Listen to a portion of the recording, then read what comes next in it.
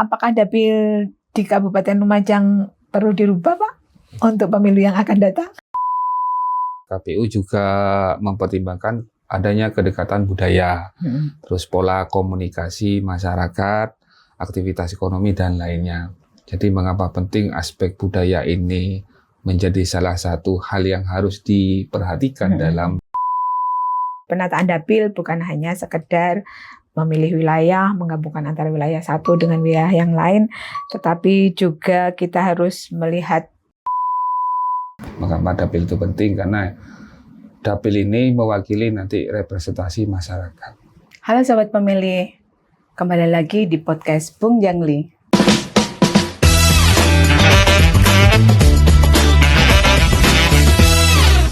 Hari ini kita akan membahas topik yang mungkin jarang dibicarakan, tapi sangat menentukan kualitas demokrasi kita.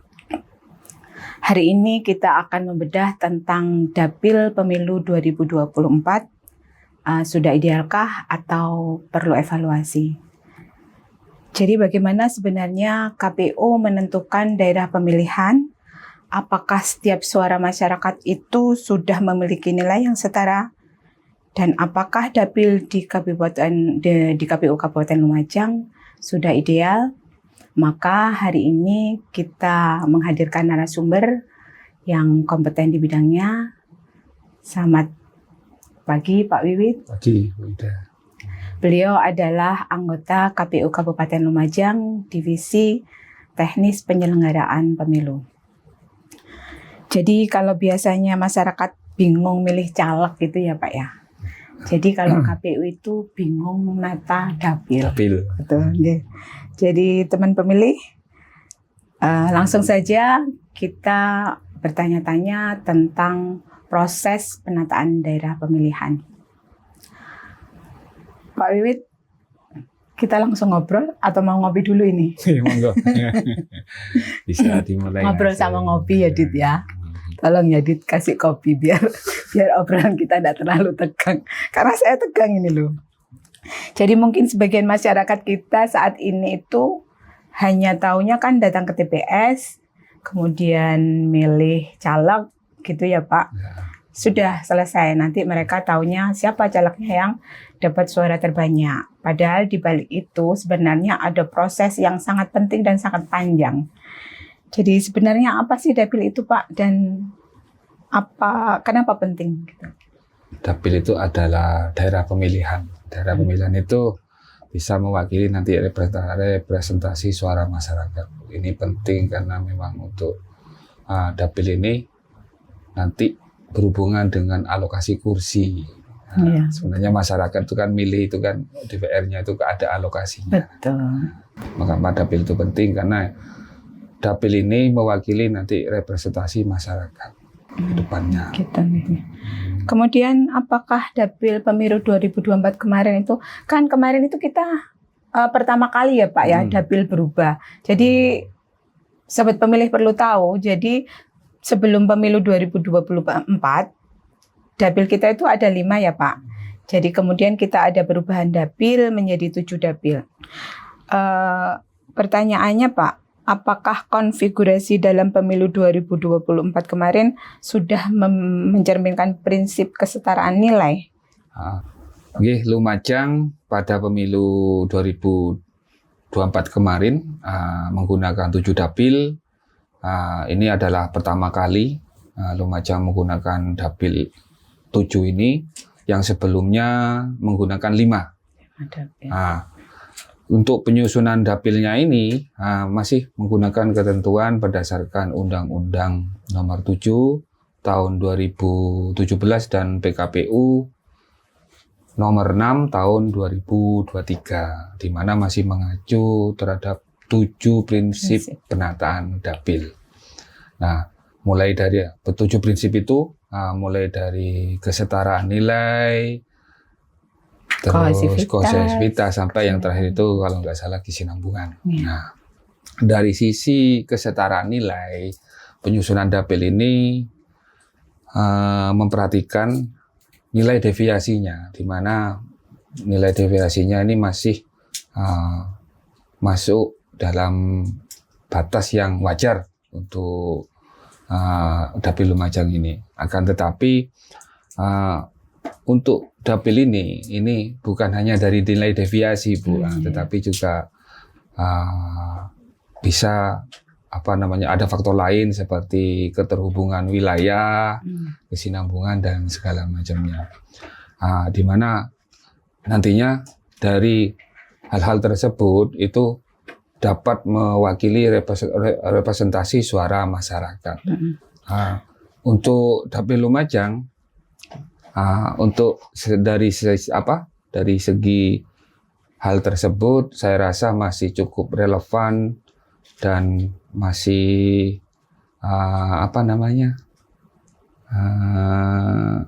masih bisa lah untuk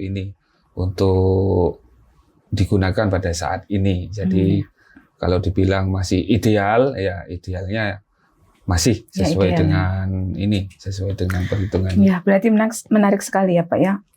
Jadi memang idealnya sebuah dapil itu tidak hanya dilihat dari angka berarti ya, tetapi keterwakilan masyarakat itu secara efektif gitu ya.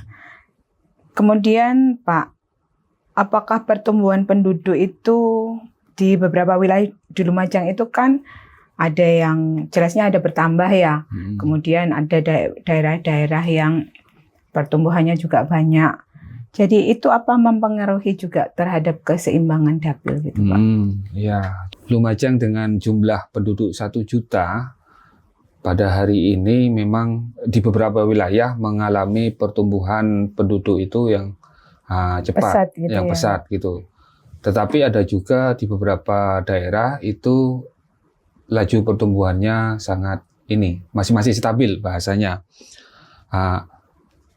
Dalam prinsip penataan dapil, kondisi tersebut berkaitan dengan prinsip proporsionalitas dan kesetaraan nilai suara. Apabila terdapat jumlah penduduk yang terlalu besar dibandingkan dapil lain, ini akan mempengaruhi. Tetapi juga apabila ada pertumbuhan penduduk yang relatif kecil tetapi mempunyai nilai kursi suara yang besar, ini nanti akan berpengaruh. Jadi nanti mengapa ini sangat penting untuk dilakukan evaluasi secara berkala nantinya supaya dapil Lumajang ini nanti benar-benar termasuk dalam kapasitas dapil yang ideal untuk pemilu 2029. Berarti banyak masyarakat yang belum tahu mungkin ya Pak, bahwa sebenarnya jumlah penduduk itu juga menentukan keterwakilan suara mereka gitu, keterwakilan dari anggota legislatif gitu ya. Jadi penyusunan dapil itu memang hal yang faktor yang menjadi penting itu adalah jumlah penduduk, karena dari jumlah penduduk ini nanti akan menentukan alokasi kursi. Betul. Sesuai dengan ketentuan Lumajang dengan penduduk 1 juta lebih dari sedikit ya. Lebih sedikit itu berhak mendapatkan 50 alokasi kursi DPRD. Begitu. Kemudian terkait dengan letak geografis Pak, kayak Lumajang itu kan kita tahu lah yang daerah selatan itu ya, daerah selatan itu kan kondisi geografisnya seperti itulah, kita semuanya sudah tahu ya. Kemudian kondisi seperti itu apakah juga mempengaruhi terhadap penataan dapil Pak? Iya, jadi memang Lumajang ini karakter wilayahnya itu mulai ada yang dari pegunungan, ada yang dari pesisir, yang dari selatan. Ini memang mempengaruhi. Tetapi juga nanti kita juga akan berpikir sesuai dengan representasi dan budaya dari masyarakat.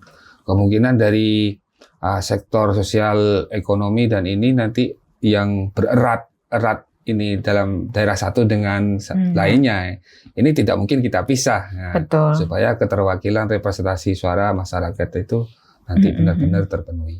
Ya, jadi ini menarik ya, bahwa ternyata dalam penataan penataan dapil, KPU itu tidak hanya melihat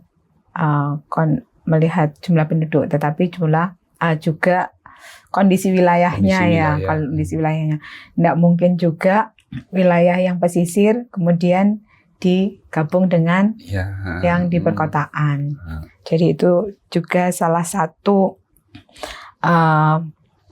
pertimbangan prinsip ya, salah satu prinsip Paling dalam tidak penataan dapil. ada kedekatan dengan Ya, betul. wilayah satu dan wilayah sebelahnya kan Mm-mm. tidak menjadi sesuatu yang dipaksakan kayak Lumajang ini dari ujung utara, ujung selatan itu tidak mungkin bisa dijadikan satu karena dengan 7 prinsip Iya. kesinambungan itu sudah nggak kena bahasanya Iya. seperti itu. Wilayah selatan itu meskipun mereka katakanlah dalam satu ya contoh di dapil 4 itu ya Pak ya, satu wilayah tapi ya lumayan jauh juga ya. Iya, Tapi bagaimana lagi karena iya. itu memang kondisi geografisnya seperti itu ya Pak ya. Secara ini memang ya kalau kita berbicara dapil 4 gitu kan ya Candipuro, Pronojiwo dan Tempur Sari. Secara kewilayahan mungkin ini berdekatan, tetapi secara de facto ini lumayan jauh sebenarnya. Iya, Tetapi bagaimana lagi karena Iya. memang kita tidak bisa memungkinkan Iya. apa ya Tempur Sari digabung dengan Ranuyoso itu tidak mungkin juga. Ya, Gitu. jadi Lumajang ini cukup lengkap ya Cukup Pak. lengkap, Mungkin cukup komplek. nanti Pak Wiwit kalau menata dapil itu jadi semacam bikin literari wisata gitu ya. Ini dari ke pantai, dari ke gunung gitu ya. Itu ya, menarik sekali nggih. Kemudian itu Pak terkait dengan kedekatan sosial budaya. Jadi seberapa penting aspek sosial budaya dalam pembentukan dapil di daerah Lumajang ini? Aspek budaya memang sangat penting dalam penataan dapil karena bukan hanya wilayah administrasi yang menjadi patokan, tetapi juga ruang representasi masyarakat dengan karakter yang berbeda-beda. Dalam prinsip kosehivitas, KPU juga mempertimbangkan adanya kedekatan budaya, terus pola komunikasi masyarakat, aktivitas ekonomi, dan lainnya. Jadi mengapa penting aspek budaya ini menjadi salah satu hal yang harus diperhatikan dalam penataan dapil seperti itu. Jadi ini menunjukkan bahwa penataan dapil itu juga memiliki pendekatan sosiologis gitu ya Pak ya. Jadi bukan hanya sekedar administratif gitu ya. Karena di Lumajang itu banyaknya ya Madura gitu ya Pak ya. Yang daerah utara itu ya, jadi daerah memang Lumajang ini kompleks ya dari masyarakatnya. Utara itu rata-rata memang Madura. Mayoritas Madura. Terus yang selatan ini ada juga ya campuran lah. Jadi bahasanya kalau Lumajang ini seperti Jember itu apa namanya Pandalungan. Pandalungan seperti itu. Ya, jadi prinsip ini bahwa prinsip kohesivitas ini memadukan karakter masyarakat sehingga lebih memudahkan dalam membangun komunikasi politik gitu ya bagi peserta pemilu. Kemudian Pak, apakah tantangan teknis terbesar dalam penyusunan dapil pemilu 2024? Ya, tantangannya memang agak berat di Lumajang ini karena seperti kita ketahui Lumajang ini secara geografis ini letaknya ini memang di area pegunungan, ada juga di area pesisir, ada juga di area perkotaan. Secara teknis tantangannya memang cukup berat di Lumajang karena letak geografisnya ini mulai ada yang dari pegunungan, ada yang dari pesisir, terus juga ada wilayah perkotaan. Tetapi kadang secara sistematis dapil itu sudah ideal secara deviasi, tetapi dari segi integral wilayah ini juga harus diperhatikan gitu kan, karena memang memadukan wilayah yang satu dengan wilayah yang lainnya ini juga banyak faktor yang harus dipertimbangkan, ya kan. Dalam proses penataan dapil dapat membutuhkan pendekatan juga secara teknokratis, secara hukum dan lainnya. Memang dari sisi tantangan, ya inilah kondisi Lumajang dengan letak geografis yang seperti ini. Nah, ini juga berkaitan dengan logistik kita nantinya kalau kita juga tidak menata dengan baik, karena tidak mungkin kita bisa menggabungkan wilayah timur dengan wilayah seperti barat yang Ranupani atau B29 yang ini benar-benar ini daerahnya yang sangat terjal sekali seperti itu. Apalagi sampai misalkan kita memecah satu wilayah kecamatan gitu ya. Semakin bingung gitu ya Pak ya. Iya, semakin bingung. Iya, berarti masyarakat itu taunya karena dapil kok berubah-berubah gitu ya. Ternyata memang penataannya rumit dan kompleks ya Pak ya. Gitu. Saya berpikir aja nata menu harian itu sudah susah Pak. Ternyata ini lebih susah banget ya. Natanya susah, hitung-hitungannya susah ya. Iya, betul. Iya. Kemarin kalau dilihat kita itu dari dapil pemilu sebelumnya yang 5 dapil dengan pemilu yang 2024 7 dapil itu memang untuk pemerataan kursi itu memang sudah tidak begitu timpang ya Pak ya. Jadi kesetaraan nilainya sudah ada, meskipun masih ada satu wilayah memang yang tentunya Pak Wiwit pikirkan ya untuk pemilu kedepannya itu harus seperti apa gitu ya. Kemudian apakah dapil di Kabupaten Lumajang perlu dirubah Pak untuk pemilu yang akan datang? Kalau melihat hitung-hitungannya masih ada salah satu, ini sekedar pertanyaan ya, bukan tidak harus merubah. Apakah ada rencana perlu berubahkah atau masih idealkah di 7 dapil itu dengan penataan seperti pemilu 2024? Sebenarnya ini adalah pertanyaan yang sangat sulit Bu untuk dijawab. Tapi saya akan mencoba untuk menjawab. Tapi jawabannya 2. Bisa iya, bisa tidak. Jawaban yang aman itu ya Pak ya? Jawaban yang aman bisa iya, bisa tidak. Kalau dapil itu berubah, nanti itu karena mungkin adanya laju pertumbuhan. Betul. Laju pertumbuhan yang nanti yang sangat besar sehingga memang harus kita evaluasi karena dengan lajunya pertumbuhan itu nanti akan mempengaruhi dari representasi masyarakat. Bisa tidak kalau nilai deviasinya ini masih dalam batas-batas yang bisa kita toleransi. Dalam artian dapil yang lama masih bisa kita pertahankan, itu kita anggap ideal, itu dengan deviasi dan karakter-karakter yang masih memenuhi dari 7 prinsip tersebut.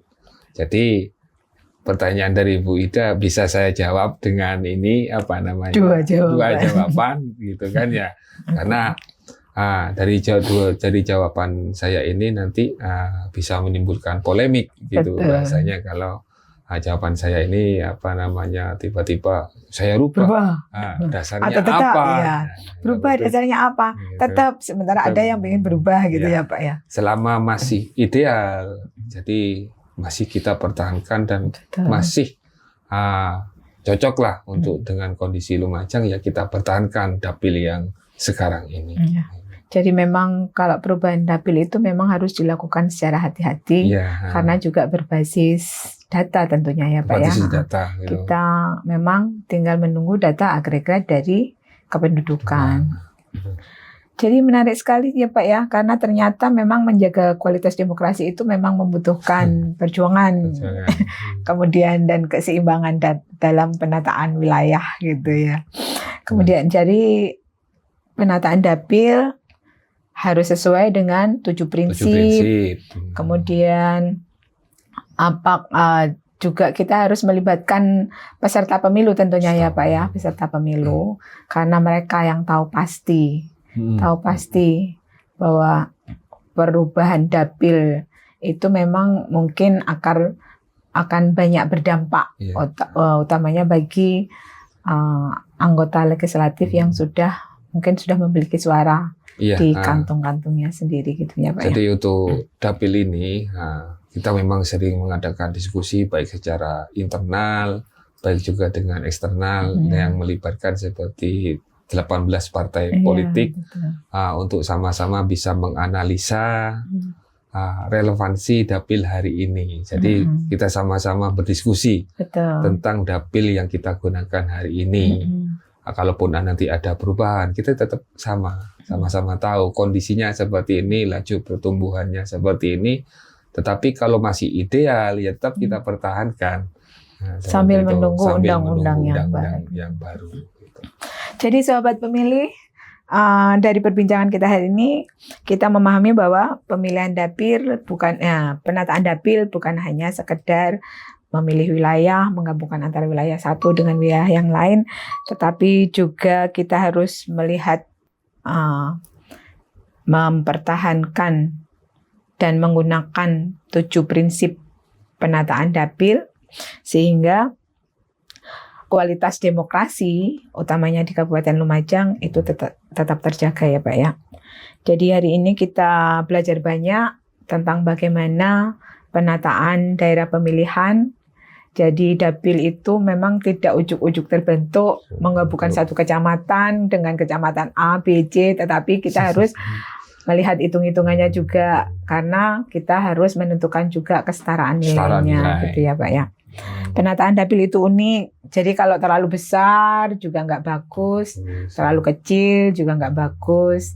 Jadi memang ditata seideal mungkin dan seproporsional mungkin. Terima kasih atas kehadirannya di podcast kali ini. Semoga informasi yang disampaikan oleh Pak Wiwit memberikan banyak pencerahan bagi kita semua dan utamanya untuk pemilih di Kabupaten Lumajang. Jadi teman-teman pemilih, terima kasih telah menyaksikan podcast Bung Jangli. Jangan lupa like, komen, dan subscribe agar tidak ketinggalan tentang informasi-informasi kepemiluan lainnya. Saya pamit undur diri dulu. Wassalamualaikum warahmatullahi wabarakatuh. Salam demokrasi. Warahmatullahi wabarakatuh.